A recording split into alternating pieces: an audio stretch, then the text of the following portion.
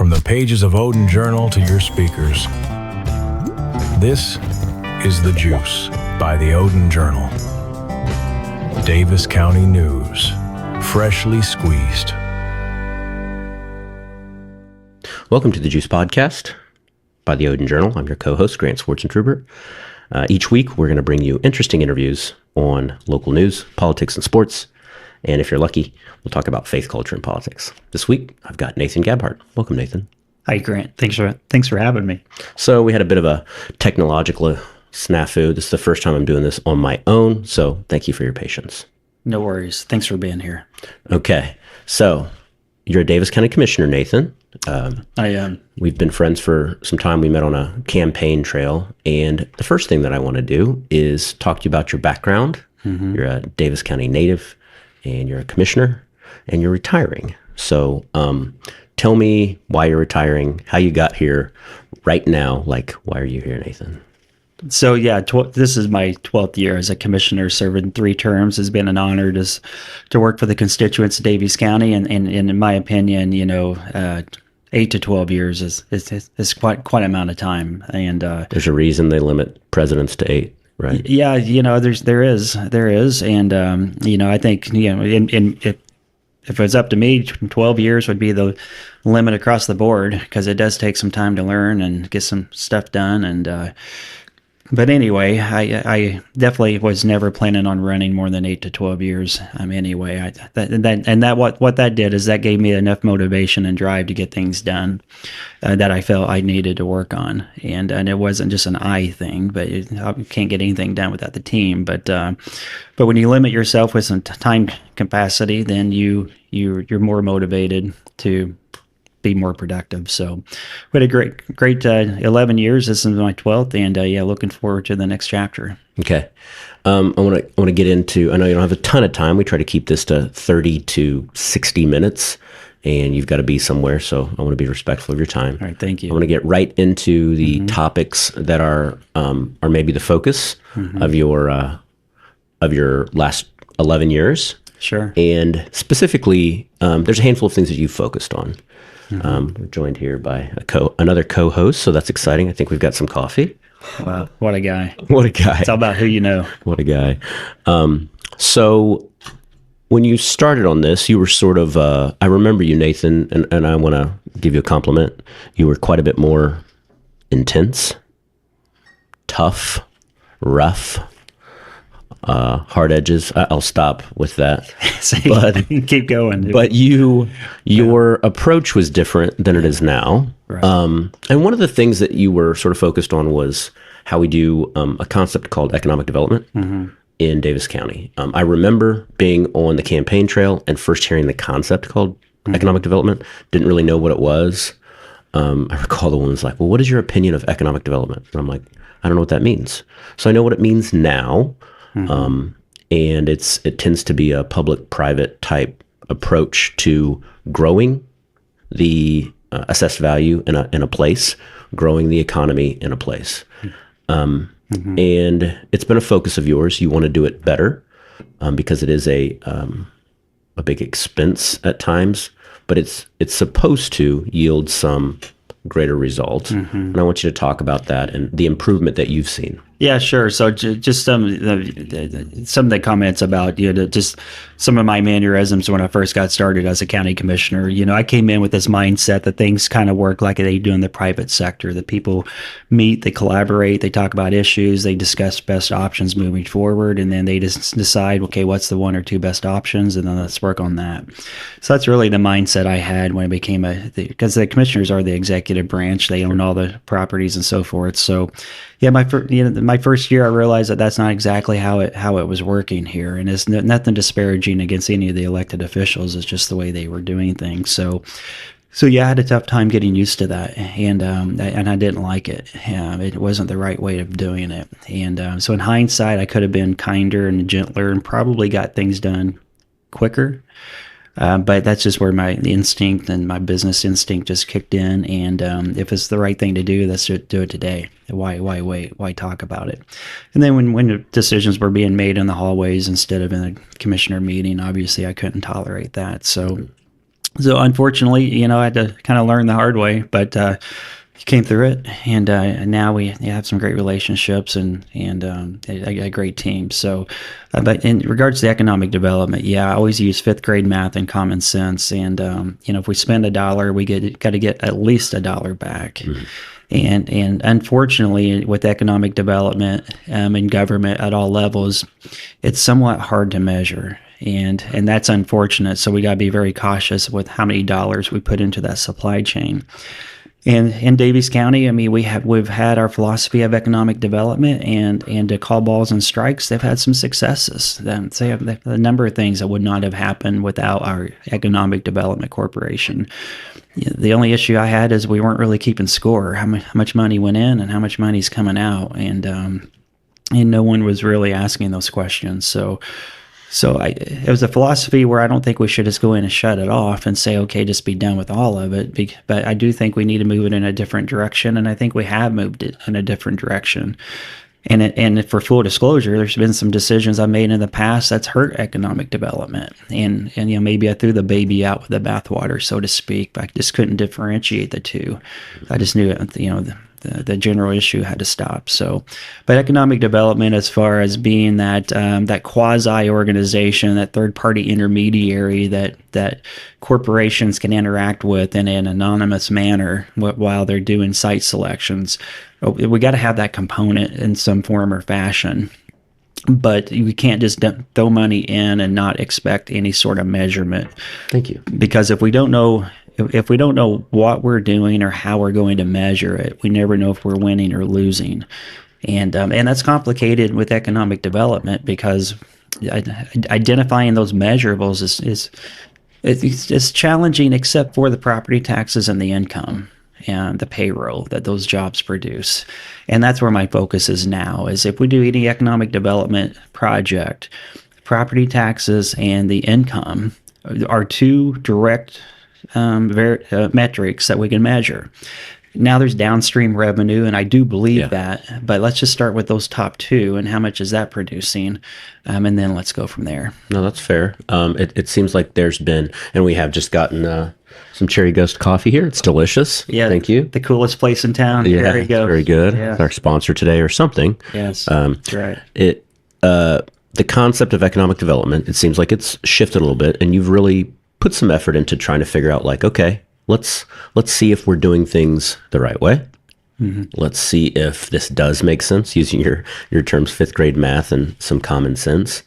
And it seems like that's going reasonably well. But you've only got a few more months here, and I would also say, I mean, we've put a lot of money into these types of things. We're continuing to with the Westgate projects. Mm-hmm.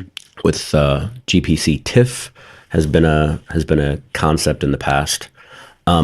So do you see, I guess, light at the end of the tunnel as it relates to this and the work that you've done? Well, I think there's light at the end of the tunnel, but the root cause of all of this is the executive branch not having a clear vision and clear knowledge. And I point out Commissioner Gabhart and on the top of that list. Sure. I just knew what I didn't want to do, but I could not articulate what I wanted, because it's easier to stop something you don't want happening than it is to create the new vision and the new direction. And that's one thing that that's difficult. It's difficult, and that's one thing I kind of stunted some of the momentum, if you will, on EDC, because I just knew the way we were spending the money and the amount of money we're spending. And it's full disclosure, and again, it's overall we're going to benefit from it. But I mean, we spent over $22 million since 2002 on economic development. And a lot of those projects were winners, but there was no tally, no scoreboard on how much did we get out of it. To be fair, that wasn't necessarily expected of the leaders at the time. Exactly, and that's why we have to be fair and compassionate. And the Commissioner Gabhart 10 years ago wasn't fair and compassionate. It just basically is, don't make your problem my problem, and let's do it right going forward. I remember that, Commissioner Gabhart. Yeah, it was pretty rough. And then when you go to commissioner meetings and all of a sudden agenda items are getting added on the fly, and you have no idea what those agenda items are, and you're in a live meeting, it's frustrating. It gets a little frustrating. Sure. And so So you react. I always encourage people to react however they naturally feel they need to react. And the chips will fall where they need to fall. And sometimes you take a couple of steps back, but as long as you net steps forward, then I always call it failing forward. Just fail forward. Don't be afraid to speak up. But anyway, economic development is a vital part of government. It just has to be much more measured, and how much money's going in, and elected officials have to be the gatekeepers of the money coming in and the money ultimately coming out. So I'm going to push back a little bit on some of this because that makes sense. But you talked about maybe a lack of vision. That's the hard part. What is? I mean, can you encapsulate what the vision would be going forward? So theoretically, and again, I guess the first step would be to get the council and commissioners together in a brainstorming session, annually or biannually, just to say what is economic development. Because economic development's a lot of things. It's things to do. It's good jobs, and it's safety, growing the assessed value, growing the tax base. That's the good job part. You have businesses and good jobs, so you grow the assessed value. That's extremely important. In order to do so, that's the ultimate thing, is to grow the assessed value and to grow the income. So you can argue, but income and assessed value are both equally important. It's county of residence on That's becoming extremely important. On who collects the income taxes. So, for instance, in Daviess County, we have 16,000 workers. I don't know the proportions, but 10 to 20% of that works in DuBois County, 10 to 20% works in Gibson County, and probably 10 to 20% of that works up at Crane, and then the rest is all of the small businesses and so forth. So DuBois County and Toyota are very vital to us. It adds no AV, but it's the county of residence. Now, it's the county of residence is important because we got to make sure we're safe, we have good schools, and there's stuff to do. Those are really the three main things people look for where they want to live. And you got to have a place to live. So economic development should have a housing component to it, a parks and trails component to it, and then also an AV component to it. What businesses do we want to come in? Personally, I want businesses that don't pollute the air or the water or the soil. So to me, those are the best businesses. That's reasonable. Sometimes you can't choose. But assessed value and income taxes are the two things that economic development should directly or indirectly impact. And you do that with these other tools, and that's where the council and the commissioners come into play. Technically, it's the commissioners that's in charge of economic development, but it's got to be a hand-in-glove approach with the council of what stuff do we need in Daviess County that will make people want to live here. And let's have a brainstorming session. And I'm hearing words that might happen this year, because I never initiated that because I was too busy fighting, if you will, or trying to stop stuff. And now that we've collectively have kind of curbed a few things, now the next generation can come in and say, okay, now what do we want to do? So the next generation, and that's important. We were I heard a gospel this week about those people that are coming after, like the leaders, and this is something that we've talked about in the past. Kind of the last test for a leader, for the CEO, is who's coming after them. Yeah. So you've got two new commissioners with you.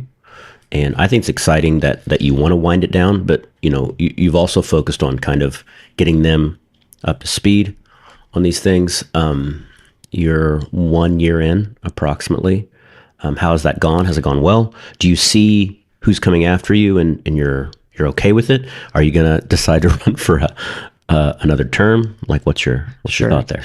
So no, there will not be another term. That's for sure. So in 2024, are you running for anything else? I am not running for anything else. I do appreciate all the phone calls. It's very flattering, very humbling. I received another one yesterday, and I really, really wish I had. Usually when I call, you don't answer. So. I know. Sorry, because you're wanting me to do podcasts and stuff. Okay. Who wants to spend their day doing that stuff? Anyway, this has been great, though. It's been lovely. Okay. So no, definitely no term. So in 2024, after the primary, I met with both of the commissioner elects in May of 24, and we had a number of meetings in 24 just to get them up to speed. Yeah, Here's good. what we're working on. Here's why. I wasn't trying to steer them, and I always would tell them, you do you. But here's what we're working on. Here's my thoughts. Here's my ideology. But again, you do you. It's not. My philosophy has always been my way or a better way. And if there's a better way, I have no problem. That might be my favorite Gabhartism. Well, it's sometimes I need to polish how it comes across because it looks like it's my way or the highway sometimes. But if there is a better way, I'm all about the better way. Mm-hmm. But then that's the way, and until we find a better way from that. So anyway, it was good. A lot of good meetings, and I told them, look, I'd be willing to serve as president one more time in 25, mm-hmm. but I would not serve as president anymore after that. So it was great. Keith became president of the commissioners the last meeting, and now I can just help guide them, and then Tony Dungeon is running for my seat, mm-hmm. currently unopposed. He'll do a wonderful job. He's been on the council. He's been president of the council. Currently is, I think. Been on the council. I've met with him a number of times over the years, just working on different things. So he'll come in, be able to provide some instant leadership, and no one has like their ulterior motive. So which is what I like to see. I love that. So you talked a little bit about services in the latest Odin Journal. We talked about fire services and things going on in Odin, things going on in Elnora, and I know that there's a project to work on the provision of fire services within mm-hmm. the county. I'd like you to talk a little bit about that, if you would. Yeah, sure. So I was approached that's a number of months ago about some fire departments needing some turnout gear and some different equipment. And is there anything the county can do to help? And we said, sure, there is definitely something the county can do to help. And then as we started peeling back the layers, we saw they had a lot of short-term needs. Mm-hmm. And so just asking questions. You're saying equipment, funding, whatever the case may be. Well, yeah, just the funding of volunteer fire departments right now is very limited. So they have to do a lot of fundraising. So their gear's dilapidated. It's old, the equipment's old. So, what can we do to help them out? So I'm a pharmacist, so always try to fix the symptom, but then what's the root cause? So the symptom is they don't have enough cash. Well, why don't they have enough cash? Well, they don't have any funding sources. So then that led to the fact that I know that there's 2 other fire districts in the county that basically assesses a property tax to the local users of that service. So it's a user's tax. So reached out to some colleagues that we know, and just to determine how do we do this. And there was 2 different directions we could go. After a few meetings, brought in Mike Sprinkle from the council, and so he's been and Scott Myers, our EMA director. So it's been the 3 of us. And then through that, we realized that fire districts may be an option for long-term funding. So, and then because I said, and a few others said it as well, that I'm not supportive of short-term funding if they're not supportive of a long-term solution, because they're just going to be back in 10 years wanting it fixed Something again. Different. So, and I'm anti-tax, but I am pro-user's tax. If you're getting a service for your tax, you should pay for it. Mm-hmm. And instead of putting in an income tax across the county and taxing everybody and then reallocating that money, it's fairer just to tax that district, that township. And then that money stays locally at that fire department, provides long-term funding. They can have the right equipment. That right equipment generates more interest. More interests, you have more firefighters. And you're getting good feedback from most people, most departments, local volunteer fire departments. They're wanting this. Is that correct? Yeah, we went up and met with the fire chiefs a few weeks ago. A lot of interest. We're having a public meeting in February 4th or 5th. I can't remember. Okay. 3 p.m. at the security center. We bring the fire chiefs in, the lead attorney, and the lead financial consultants coming in, answering any questions. And so now all the questions we're getting is how's the assets get transferred, who owns what. But the cool thing is we got Southeast and we have Veal, who's gone through this process. So those have worked okay. It's worked incredibly. Yeah, Southeast is building their second station. They have one in Glendale, now one in Offordsville, but they have the funding to do it. But it's those local taxpayers who paid for it. So if people have questions or they want to participate in it, they could come to this public meeting and give feedback and Come to this public meeting or call or text me. My cell's 259-1703. I always try to put that out there. And if they have any questions, text it to me. And is that an 812 area code? And that is an 812. I know I'm kind of old. Back in the day, that's all we had, right? So Okay. So some other projects that you've been working on. I know you're passionate about physical health, some of these things. Talk a little bit about the YMCA project. I know that's something that you care about. Your wife Beth cares a lot about. You want to see that as an asset in the community. Yeah. What can you say about that? So the YMCA project, been working on that for about a year and a half. It's going to be the largest private public funded project in the history of Daviess County. It's going to be about a $25 million project. Currently, we're starting the private phase, the silent private phase. We're starting in March. So currently, out of the $25 million, we've got, do the rough math in my head, right now we got $16.5 million out of the $26 million already allocated. So a great jump. We're going to be going to the private sector. We're going to need $5 million for the private sector, which is a big ask, but we do have a lead donor who stepped forward for $5 million, and that really jolted this thing forward. So we're going to need 5 additional. So 5 additional from the private sector, and then grants and so forth for the rest. So it's going to double the size. Basically, they service right now about 900 students and children in a given year. So we got to have places. Sorry, that's my cue that my next meeting is going to start. Okay. We got to have places for kids to go. We got to have stuff for kids to do. And it doesn't just have to be the YMCA, but the YMCA currently services over 900, and that's countywide. Most of them are in Washington, the Bar even North Daviess. But so it's double the facility. Anyone can join for free, depending on your income. So it's basically access to all. There's going to be a chapel in there, a non-denominational chapel that the local churches can use, which is going to be cool. But so I'm going to push back on that a little bit, because we don't want it just to become a storage room. I mean, you told me in the past, the YMCA, I mean, it's the Young Men's Christian Association. That's right. There was a famous song in the 70s that everyone loved. It was. I barely remember that song, though. But the thing that I would say is annuitizing this so that it continues in the future, and that maybe the chapel, or the Christian chapel, doesn't just become a storage room, a place where boxes are kept. I mean, that's not what it's for, right? It's not what it's for. We need the ecumenical community. We need the Christian. We need all the pastors and churches out there. Mm-hmm. It's going to be directly related to them. If it becomes a closet, our local clergy failed.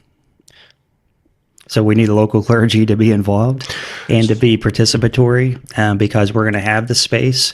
We're going to create a process as far as what service hours we have there, and that's how you reserve it, and so on and so forth. So we got to kind of bake that out. But we're really hopeful that we have a group of local clergy and ministers that step up. We've had a great run with local clergy leading commissioner meetings.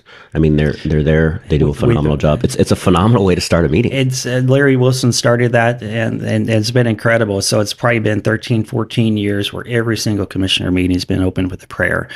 So yes, so we were hoping that the chapel is a popular component there. And obviously during the day, it'll just be a silent space. People can go in and reflect and meditate.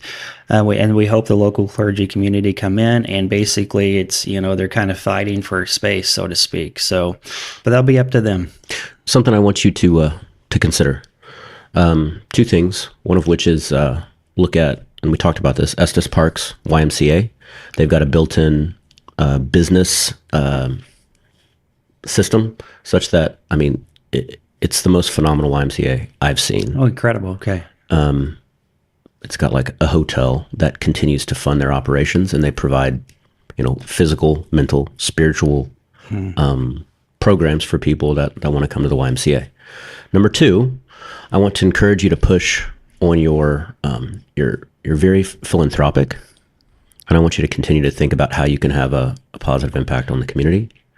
And maybe we'll have you come back. I know Eric, our friend, Eric Bassler, who brought us this delicious coffee, he's really passionate about getting people to to really think about how they can serve the community, how they can have a positive impact. Truly. And Steve Boyd, God rest his soul, he said that the last time I talked to him, he said, man, Gabhart, he is the best commissioner that we've had. And I kind of laughed when he said it, and I was like, I mean, well, I was really? Do you know all of them? Or well, the good funny story. So anyway, obviously Steve was a colleague. I was actually in the hospital room the day before he passed away. So Steve and I had a pretty special bond.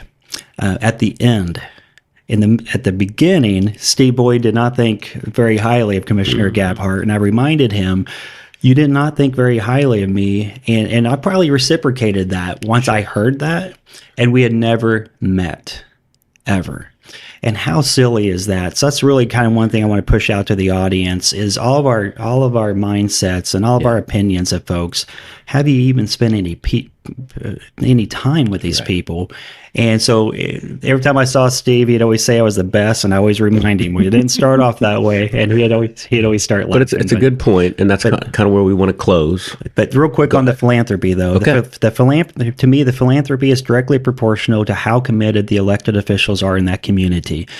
Philanthropists cannot love your community more than your elected officials. So philanthropists need to see local leaders taking charge of their local communities and having passion and energy and dedication and drive and a vision. That inspires philanthropists, and philanthropists want to invest into communities like that. If it's just a woe and ho hum and woe is me, there's 1,000 other organizations we can donate money to. So I would encourage Daviess County to set that tone, set the culture, set the vision, so people want to invest. I love that. This is a good way to close. And I really appreciate that you took the time. I'm going to keep pushing you on the philanthropic concepts because I want to be inspired by local. Would you call yourself a politician? Are you a politician? I'm a public servant. when you make $160 every 2 weeks, you're a public servant. When you make like $40,000 a year, you're a state senator. Is that what you're talking about? Yeah, I should. He brought me coffee. See that? Why would I do that? That's the sharp Gabhart that we tried to get rid of. Why would I impugn? So, but thank you for coming. I really appreciate it. Thanks for taking the time. Maybe we'll do it again in the future. You can talk about things that you're working on, and thank you, Nathan. I appreciate it. I'm glad I finally tracked you down and got on your agenda. God bless you. Take care. God bless you. Thanks, Grant. Thanks for watching The Juice by the Odin Journal. Tune in next week for more Davis County news, freshly squeezed.